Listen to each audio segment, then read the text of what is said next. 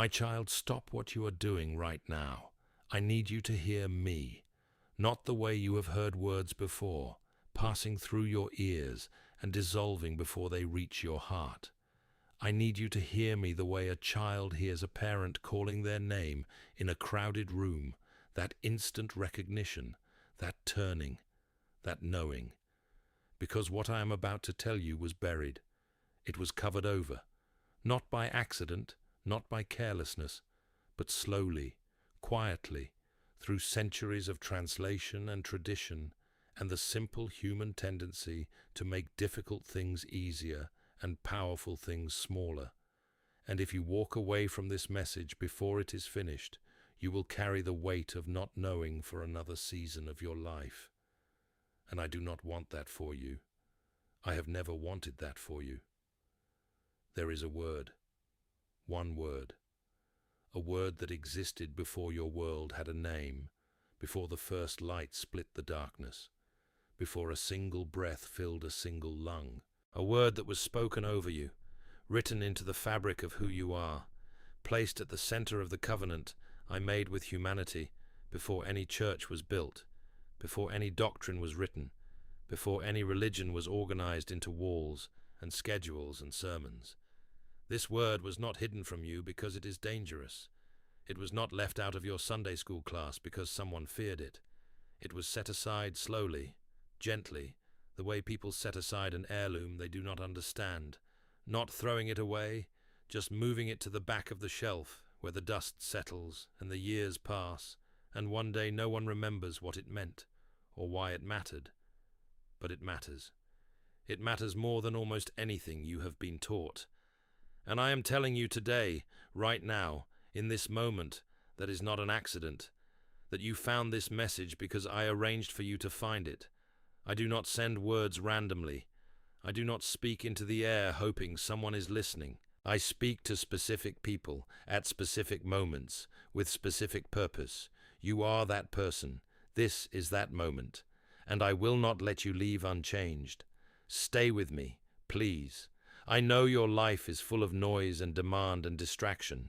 I know there are 100 other things pulling at your attention right now, but I am asking you, I who hold the stars in place and know every hair on your head and number every day of your life before one of them begins, I am asking you to give me this time. Because when this message is finished, the way you see yourself, the way you understand my promises, the way you approach the morning and face the night, will never be the same. That is not a promise made lightly. I do not make light promises. Everything I have ever spoken has come to pass, and this too will come to pass in you, if you let it. Now let me tell you what I see when I look at you. Not what the mirror shows you, not what the world has decided about you, not the version of yourself made up of failures remembered and dreams deferred, and the quiet voice that says you are too far gone, or too ordinary, or too broken for something this important to be meant for you. I see what I made. I see the original. I see the you that existed in my mind before your parents knew each other, before the moment of your conception, before the first cell divided and the first heartbeat began. I see a person I designed with intention and love, and a specific purpose that has never been revoked, no matter what has happened, no matter what choices were made, no matter how many times the road led somewhere dark. I see you tired. I see the tiredness that goes beyond sleep, the kind that lives in your bones and colors your thoughts and makes the morning feel like an obligation instead of a gift. I see you sitting with questions you are almost afraid to ask, not because you do not believe in me, but because you have believed and waited, and the answer has not come in the shape you expected. And now there is a small, frightened place inside you that whispers, maybe you misunderstood, maybe you heard wrong, maybe the promises were for someone else. I see that place. I see you protecting it, not showing it to anyone, bringing it to the edge of prayer, and then pulling back because you do not know how to say it without it sounding like doubt. I want you to know that I am not afraid of that place. I am not disappointed in that place. I made you honest enough to feel it, And now I am coming into it with the one thing that dissolves it completely. The word is chesed. Say it slowly if you want. Chesed. It is Hebrew. It is ancient. It is one of the most important words in all of my scripture, and it appears in your Bible over 240 times. 240 times. And yet almost no one in any pew, in any congregation, in any household of faith could tell you what it truly means. They will give you the translation that was chosen centuries ago, the word that scribes and scholars reached for because it was the closest equivalent in their language, even though they knew even then, that it was not quite right. The word they chose was mercy, or sometimes kindness. In some translations, loving kindness. In some, simply steadfast love. And none of those words are wrong, but none of them are enough. None of them carry the full weight of what I meant when I breathed that word into the language of my people. None of them show you what I was actually promising when I used that word about myself, about my relationship with you, about what I have committed to you that no circumstance and no failure and no season of silence can ever undo. Chesed is not just kindness. Let me tell you what chesed actually is, because this is the thing that was lost. This is what no one sat down and explained to you. This is the treasure that was sitting on the back shelf while you were struggling to understand why you did not feel enough, why the promises seemed just out of reach, why your faith sometimes felt like a performance rather than a relationship. Chesed is covenant loyalty. It is the faithfulness of a party who has made an unbreakable promise and fulfills that promise, not because the other party has earned it or deserved it or maintained their side perfectly, but because the promise was made and the one who made it has the character and the will and the love to keep it regardless. Chesed is what I show you not when you are at your best. Chesed is what I show you especially when you are at your worst. It is the love that does not waver when you waver. It is the faithfulness that does not flinch when you fall. It is the commitment that looks at every broken version of you, every season of wandering, every moment of doubt or anger or distance, and says, I made a promise, and I do not unmake promises.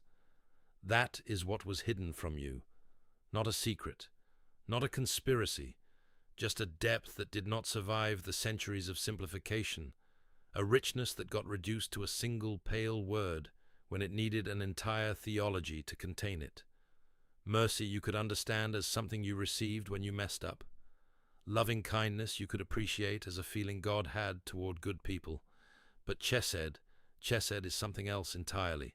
Chesed is a legal, eternal, unbreakable bond of love that operates completely independently of your performance. Let me say that again because I need you to feel it settle into your chest like a stone finding the bottom of still water. My chesed toward you operates completely independently of your performance. You did not earn it when you were faithful. You did not lose it when you were not. You cannot climb high enough to deserve it more, and you cannot fall far enough to forfeit it. It is not a reward. It is not a conditional arrangement. It is the very nature of who I am applied to the covenant I made with you from before the foundation of the world. It has always been there. It is there right now. It was there on the days you did not pray, on the nights you chose wrong, in the seasons you stopped believing it was real. It was there. It has always been there, and it will always be there. Now I want to tell you why almost no one preaches this to you. Not because I am angry at the teachers and preachers. Most of them love me. Most of them are doing their best with what they were given. But there is a pattern in human teaching, a gravitational pull toward merit, toward cause and effect, toward the idea that good things come to those who do the right things, and difficult things are what happen when you have not done enough. That pattern is deeply human. It is written into the way you were raised, into the economy and culture of the world around you, into every system you have ever participated in. You work and you get paid. You perform and you get the grade. You behave and you get the approval. That is how the human world works. And it is not wrong. It simply is not how my kingdom works. But the human pattern is so strong that even teachers of my word unconsciously filter my promises through it. They preach chest as something you access by being faithful, something that flows more richly when you tithe more faithfully, pray more consistently, serve more sacrificially. And those things are beautiful. I love them when they come from a heart of love. But they are not the conditions of my chesed. They were never the conditions. The covenant that contains my chesed was made before you did a single thing, before you had any record of faithfulness to offer or any sin to apologize for. The covenant is not contingent on you. The covenant is contingent on me, and I am unchanging. In the book of Lamentations, in the middle of what is perhaps the most devastating expression of grief in all of Scripture, when the holy city has fallen and the people are surrounded by ash and loss, the writer says something that has stopped readers for 3,000 years. He says, "It is because of the Lord's chest that we are not consumed. Every morning new. Great is your faithfulness." Do you understand what he is saying? He is not surrounded by good things. He is surrounded by destruction. He is not in a season of blessing. He is in a season of catastrophic loss. And in the middle of that, not on the other side of it, not after it resolved, in the middle of the ash, he sees chesed. He does not see it because things are going well. He sees it because he finally understands what chesed actually is. It is not the presence of comfort. It is not the absence of pain. It is the unchanging loyalty of a God who made a promise that the fire cannot burn, and the flood cannot drown, and the silence cannot void. That is what I want you to see today. I want you to look at your own ash. Whatever it is, whatever has fallen or broken or refused to come together, no matter how hard you prayed and believed and tried, and I want you to see chesed there. Not on the other side of it. Right there in the middle of it, because I am right there in the middle of it. I have never left. I never will leave. That is not a comfort offered to make you feel better. It is a legal, covenantal, unbreakable fact about the nature of our relationship. And now, before I tell you what this means specifically for the hardest thing in your life right now, I need you to do something. I need you to say yes to me in this moment. Not a performance, not a shout, just an inner agreement. A settling of your spirit that says, yes, I receive this. Yes, I am willing to see things differently. Yes, I am opening the part of me that was closed because I was too afraid of another disappointment.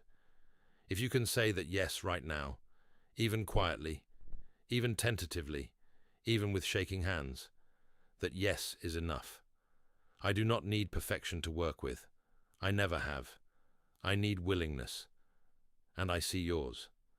Now let me talk about your specific life, because chesed is not a theological concept I gave you to think about on Sunday mornings. Chesed is alive and active right now in the details of your days. Let me show you where. You have been worried about provision. I know this. I know the numbers you are looking at, the gap between what is needed and what is available, the prayer you have said over and over with diminishing hope, because the answer has not arrived in the form you could recognize. I want to tell you something about that. My chesed over your provision is not based on your faith performance. It is not waiting for you to believe perfectly before it activates. I fed people in the wilderness when they were complaining. I provided for a widow with almost nothing through an unending flow from a jar she could not explain. I multiplied 5 loaves and 2 fish, not because the crowd had displayed extraordinary faith, but because they were hungry, and I am good, and my covenant with my people includes provision, and I do not break my covenants. The word for what I did in those moments is chesed. It was not because they deserved it. It was because I promised it, and I am faithful to what I have promised. Your need is seen. Your gap is known. The date on which the answer arrives is already determined. It did not slip past me. It is not in jeopardy because of your doubt. It is held in the chesed of a God who made a promise before you had a need, and who has not and will not forget that promise. Keep trusting. Not because your trusting earns the answer, but because trusting opens your hands so you can receive what is already on its way. You have been carrying grief. Some of you have experienced a loss so deep that you have stopped knowing who you are without it. The absence of a person, a dream, a version of your life you believed was coming. The grief of those things is real, and I do not minimize it. I do not tell you to feel better faster, or to be grateful for what remains, as if what is gone did not matter. It mattered. It matters still. I know its weight because I carry it with you, not ahead of you telling you to catch up, not behind you pushing you forward before you are ready, alongside you in it. Chesed does not demand that you be healed before I draw close. Chesed is what brings me close before the healing. In the Psalms, the word is used again and again in contexts of suffering, of people crying out from places of darkness, and every time the promise is the same. My chesed reaches into dark places. It does not wait for the light to return before it operates. It is what operates in the dark to make the light possible. David said, "Surely goodness and mercy shall follow me all the days of my life." The word translated mercy there is chesed, and the word translated follow means pursue, like a hunter who will not stop until the quarry is caught. My chesed is not gently available. My chesed is actively pursuing you, even in the grief, even in the dark, even now. Before I get to what may be the most important part of everything I am telling you today, I want you to know something about why you are still watching this. Some of you almost stopped several minutes ago. Something in you said, "This is too long. I have heard things like this before. I will come back to it later." And I want to tell you that I was the reason you did not stop. I held your attention because I know what is coming in the next few minutes, and I know you need to hear it. The most important thing I have to tell you today is just ahead. Do not close this. Do not walk away.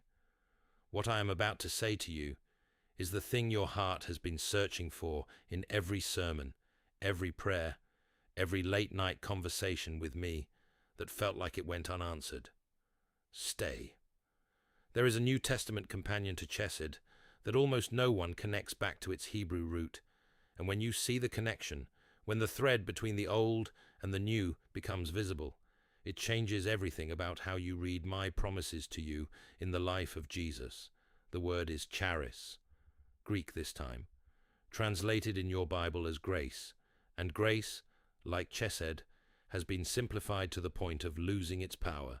You have heard grace defined as unmerited favor, and that is true, but it is the same problem as translating chesed as only mercy.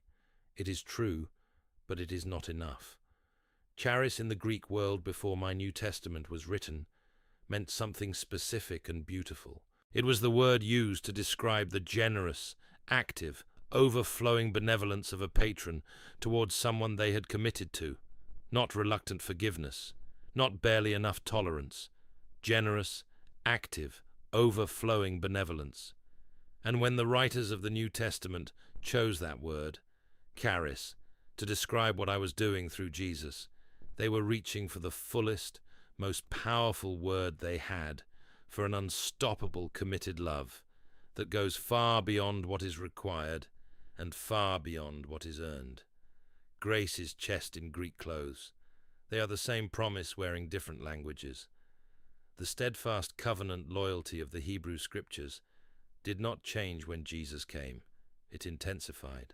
It became flesh and walked among you and showed you in human form what it looks like for my chesed to inhabit a body, to reach out and touch the untouchable, to speak and feed and heal and raise and forgive, not because any of them deserved it, not because they had prayed enough, not because they had believed perfectly, but because my nature is chest and my covenant is unbreakable, and when chest takes on flesh, it looks like Jesus. This is what was hidden from you, not a secret teaching, not a forbidden chapter, just the thread, the living, eternal thread that runs from Genesis to Revelation and connects every promise I ever made into one single, unbroken line. And that line is my chesed toward you. It is not a theme. It is not a characteristic. It is the core of who I am expressed toward you without interruption from before your birth to beyond your last breath. Now I want to speak to something specific about the way you have been relating to me, because this is where Chesed changes, not just what you believe, but how you live, how you pray, how you wake up in the morning, how you face the things that are hard. Many of you come to me primarily through the lens of what you have done wrong. Your prayer life is shaped more by awareness of failure than by awareness of covenant. You approach me with apology first, with explanation, with the qualifying statement that you know you have not been what you should be, but if I could just listen anyway. And I want you to hear me very carefully on this. I love your humility. I love the honesty of a heart that knows itself. But I do not need you to apologize your way into my presence. My presence is not a reward for sufficient contrition.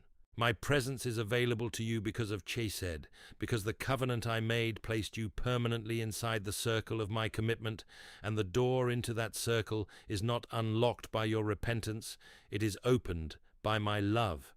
You do not have to earn your way to the table. The table was set for you before you knew you were hungry. Come to the table like someone who belongs there, because you do, not because of who you are, but because of who I am and what I promised. There is a parable I told that carries all of this, and most people focus on the wrong moment.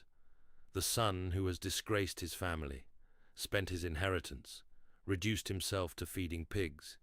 He comes home prepared to negotiate, prepared to offer service in exchange for shelter, prepared to earn a lesser version of relationship because he has decided that is all he deserves now.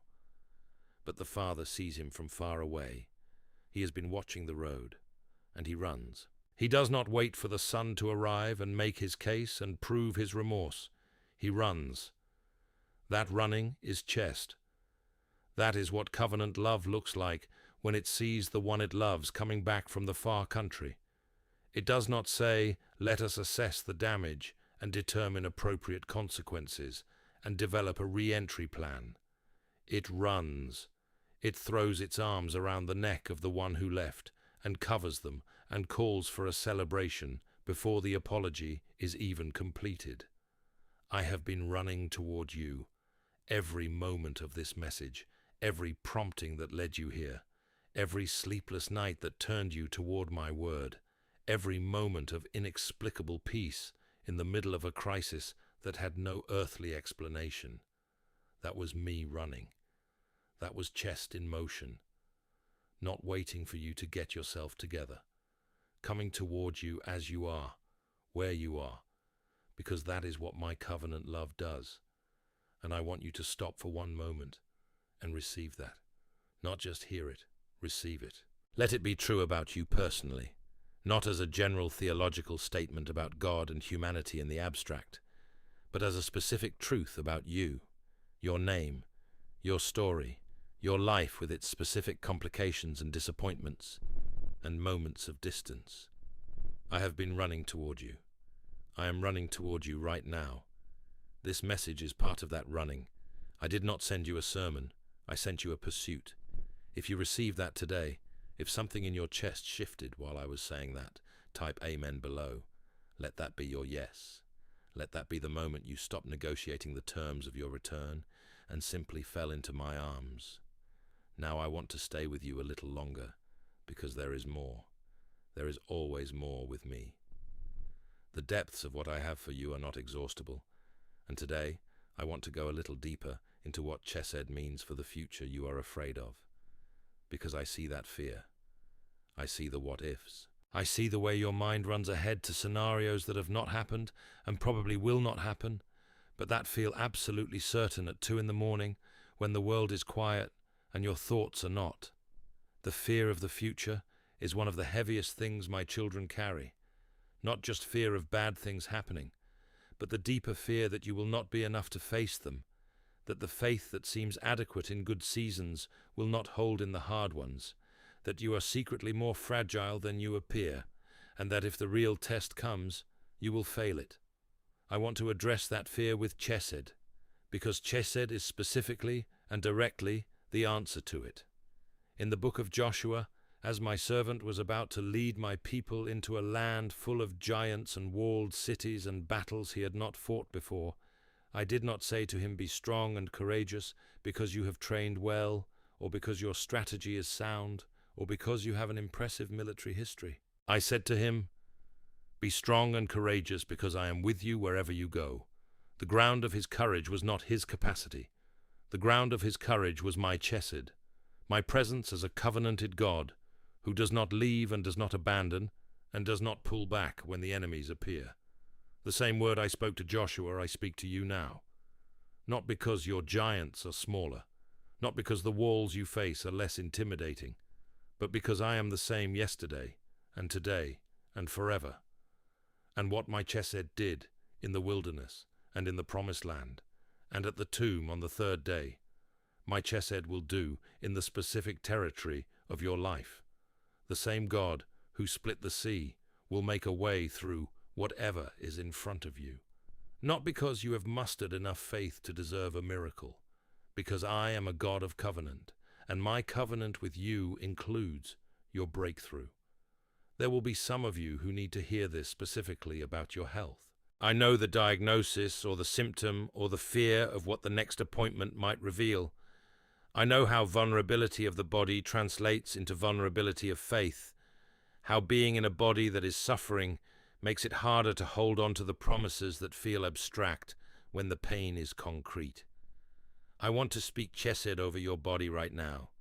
I am Yahweh Rapha, the Lord who heals, not as an occasional dramatic exception, but as an expression of my covenant nature. Healing is not separate from my chesed. Healing is an expression of it. The same covenantal love that forgives every sin extends to every cell, to every system, to every place where restoration is needed. I am not telling you that the body never suffers. I walked in a body, and I know what suffering feels like from the inside. I am telling you that my chesed over your physical life is active, and it is powerful, and it is personal. The healing I bring is not always instantaneous. Sometimes it is a process. Sometimes it is a journey through the valley to the other side. But my presence in the valley is not diminished by the length of the valley. My chesed does not take breaks. It does not get tired of accompanying you through the long passages. It is inexhaustible because I am inexhaustible, and I have committed it fully to you.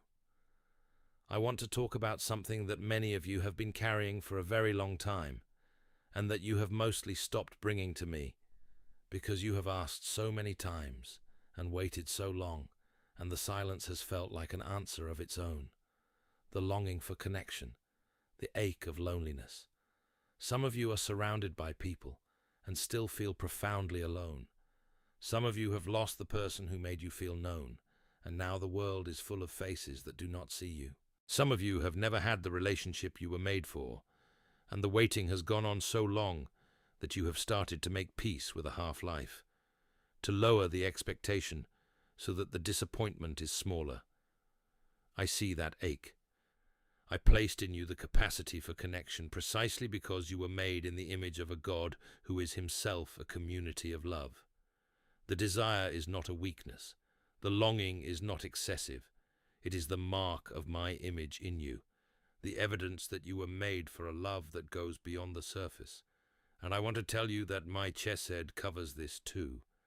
The relational longing of your heart is not outside my covenant. It is not a personal problem I am aware of, but not responsible for. The God of chesed, who saw that it was not good for the man to be alone, who wove into the DNA of humanity the need for genuine relationship, that same God sees your specific loneliness and has a specific answer for it. I am not just speaking of me as your companion, though I am that, though I am the deepest knowing and the most constant presence and the most faithful love you will ever experience. I am also speaking of the human connections that are being prepared, the relationships that will enter your story in the season that is coming, the friendships and loves that my chesed is arranging even now, even while you wonder if it is ever going to change. Do not close your heart, because the wait has been long. The timing of Chesed is not always our timing, but Chesed does not forget. Chesed does not lose track of what it has promised. The threads are being woven. But I need to tell you something about that wait.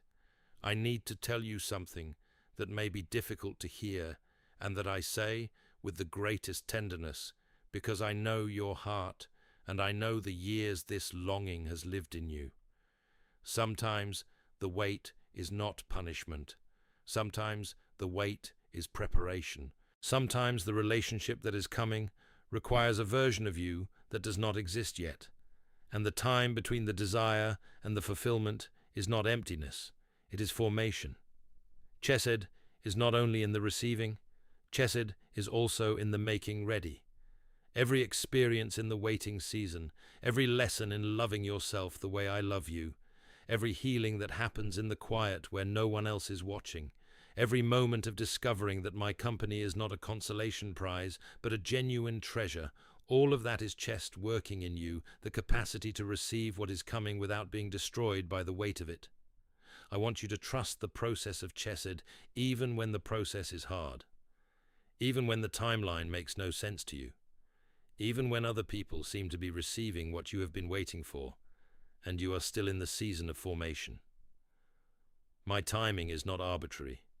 It is not indifferent. It is precisely calibrated by a love that knows you more completely than you know yourself, and wants for you not just the thing you are asking for, but the fullness of what the thing was meant to bring.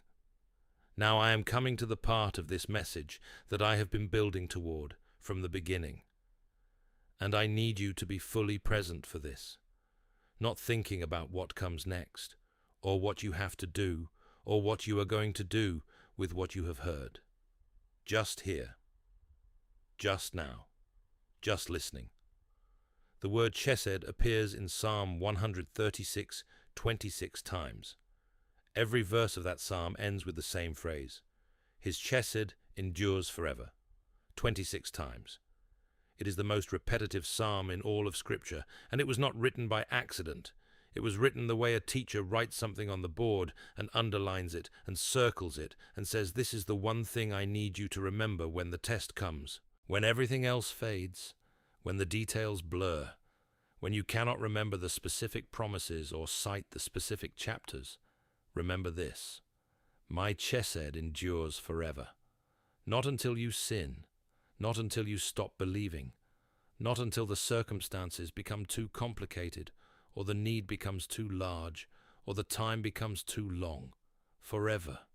The word in Hebrew is olam. It means not just a long time. It means beyond the horizon of time itself. It means into the place where time dissolves and only eternity remains. My Chesed endures into eternity. It was there before time began, and it will be there after time ends, and every moment between those two poles is saturated with it, including this moment, including your hardest moment, including the moment you are most afraid of.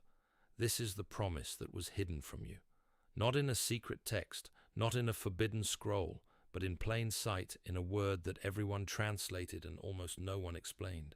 His Chesed endures forever. It is about you. It has always been about you.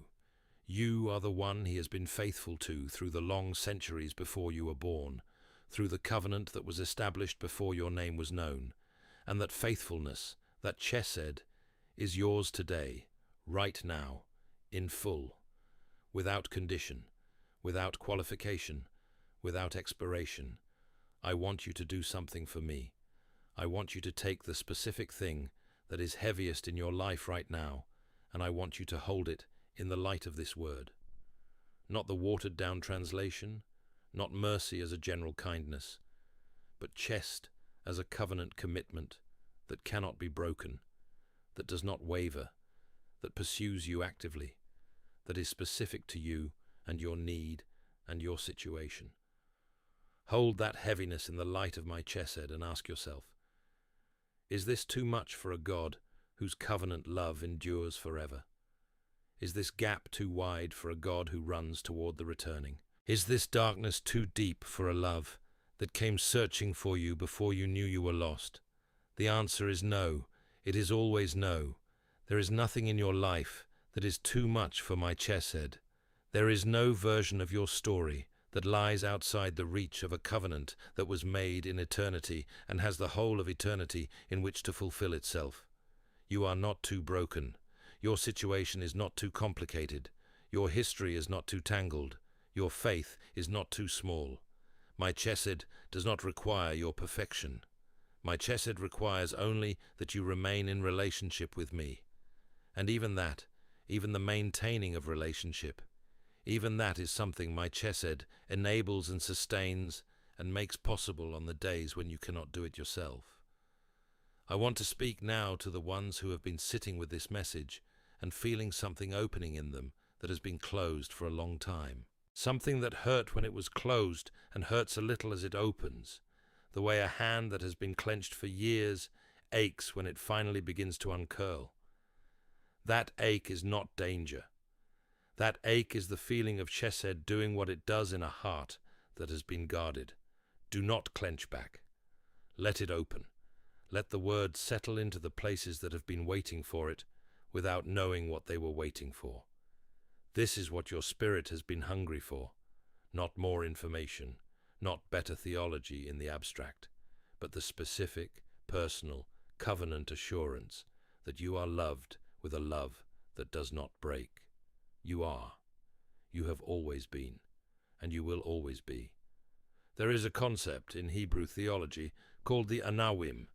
It means the poor ones, the lowly ones, but not only in terms of material poverty. It means the ones who have nothing to offer, who come with empty hands, whose only qualification is their need. The Psalms say again and again that I am close to the Anawim, that my Chesed flows especially toward the ones who cannot earn it, cannot perform it, cannot bring anything to the transaction. If you have been sitting here feeling like you do not deserve what I am promising, like the message is beautiful, but it must be for someone with a stronger faith or a cleaner record or a more impressive devotional life, I want you to know that your sense of unworthiness does not disqualify you from Chesed. It qualifies you.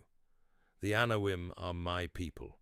The empty-handed are the ones who can actually receive what I am giving. You cannot receive a gift with a closed fist. The very emptiness you are ashamed of is the shape of the hand that can hold this. Come with your empty hands. Come with your tired faith. Come with the questions you are afraid to ask, and the doubts you are afraid to admit, and the grief you have not had language for. Come exactly as you are, because Chesed does not require you to be something else first. Chesed meets you here. Chesed is here right now. I want to spend these last moments with you in a different way, not teaching, not explaining, just speaking, father to child, covenant keeper to covenant receiver. Let me just tell you some things that are true about you in the light of my Chesed. I see you. I have always seen you. I will never stop seeing you.